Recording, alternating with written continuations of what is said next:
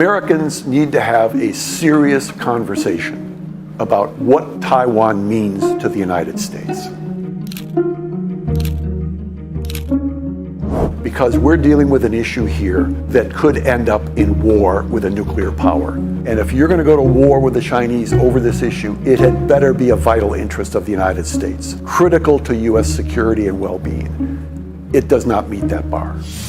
Taiwan is a war or peace issue for the Chinese. Taiwan is a vital interest for the Chinese government. It is an issue over which they will go to war. By all best estimates, a really major destructive war, a magnitude of destruction in life and property and in disruption of the international system that goes beyond anything that we've really seen since World War II. Up to $10 trillion, 10% of global GDP could be wiped away. You could have deaths in the many thousands on both sides. There could be a loss of many thousands of lives on the American side, at least, in just a period of 2 to 3 weeks. These are arguments about why Taiwan is a vital interest for the United States. All three of these arguments are, in my view, inadequate. The first one is a strategic argument. It's a critical strategic location, the loss of which would put the United States at a huge disadvantage in Asia and would allow China to dominate the region and thereby eventually possibly dominate the United States. Kind of like a domino effect. Second argument is American credibility. Confidence that allies have in the United States coming to their defense if they were under threat. The third argument is a morality argument. Taiwan is a longtime democratic friend of the United States, and we have a moral obligation to defend the security and safety of Taiwan as that democratic friend. Taiwan is not a vital U.S. interest for the United States. Taiwan has never been regarded by the United States as a critical strategic location to its overall defense posture in Asia. Never. Japan, South Korea, they have been, since World War II, regarded as very important strategic locations for the United States. We have formal security treaties with Japan and South Korea. We do not have any security treaty with Taiwan. Both countries want the United States to keep peace across the Taiwan Strait, yes, but they don't want the United States to provoke China into a conflict. To deal with the China issue and to deal with differences between the U.S. and China over Taiwan, you can't apply simplistic labels. When most people say they want strategic clarity, they want a clearer commitment by the United States to defend Taiwan if it were attacked by China. If you're going to go to war with the Chinese over this issue, it had better be a vital interest of the United States. It's an important interest, it's not a vital interest.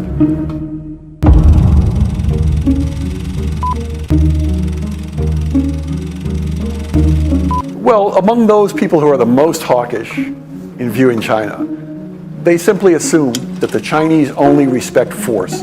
They keep pushing until they hit something solid and then they back off. So we have to be that solid thing. Now, what is that thing? It can be a whole host of things that the Chinese would really think twice about in trying to seize Taiwan, but it doesn't include U.S. military intervention, which is not in America's ultimate interests. The alternative approach is to move to an explicit U.S. policy of non-intervention while supporting Taiwan in every other way possible and improving relations with China and reassuring the allies. What does that mean? Say the president woke up one morning, he read my writings on this, he said, boy, this is brilliant, alert the press, I'm going to announce we're not going to defend Taiwan if it's attacked by China. That would not be a good idea. Why? Because people would misunderstand what that means. People could say, well, maybe this does mean the United States isn't going to support us or defend us. So you've got to prepare the ground for moving into that kind of an alternative non-intervention policy. What does that mean? That means you've got to talk to the allies, Japan primarily, but also South Korea, also the Philippines, also allies in Europe, and say to them, we do believe we should be supporting Taiwan. It's a long-term democratic friend. It's not a formal treaty ally. It's not a vital interest. We want to not have military intervention regarding Taiwan, but support it in every other way. And you are not like Taiwan. You are a long-standing, close ally of the United States with U.S. forces on your territory. We recognize our obligation to defend you if you are attacked. None of that exists in the case of Taiwan. That kind of distinction needs to be made with the allies very clearly, and not just rhetorically. That means there has to be closer support for the Japanese, for example, militarily. We should also encourage the Japanese to improve their relations with China. Most of the trends regarding Sino-US relations, regarding Taiwan and other things, are in negative directions. So if the United States is going to move towards beginning to prepare for and then carrying out this non-intervention policy, you've got to have a strong and committed leadership at the top. President and advisors who recognize the importance of establishing a credible deterrent and reassurance policy. And you've got to have a sophisticated amount of diplomacy to be directed at our allies, Taiwan, and the Chinese. That's a big challenge. Under this alternative strategy, you would still have in place a series of very major deterrence capabilities and assurance capabilities that I think would still make the Chinese think twice about using force against Taiwan. I think the Chinese would look at the situation and say, oh, I think this is actually going to give us a greater opportunity to be able to engage with the Taiwanese. The possibility of peacefully unifying with Taiwan will actually increase under this, because all of the people promoting war, people promoting military confrontation, etc., they will not be using their arguments any longer, and will be able to engage more with the Taiwanese, and Taiwanese could very well be more receptive to engagement with China. Now, both sides would need to compromise in that kind of an engagement, but what it does do, this alternative policy, is it creates greater space for Taiwan and China to engage one another. And that would be definitely in U.S. interest and in Chinese interest to not use force. China represents a range of challenges to the United States, but it still also represents opportunities.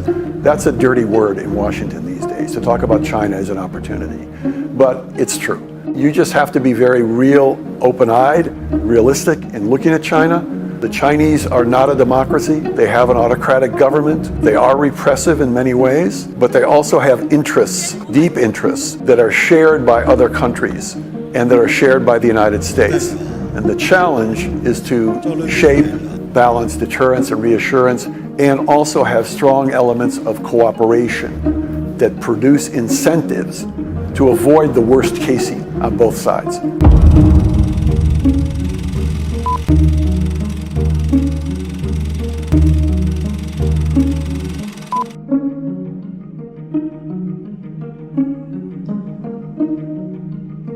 Taiwan became the key stumbling block in the normalization of relations and eventual diplomatic recognition between the U.S. and China.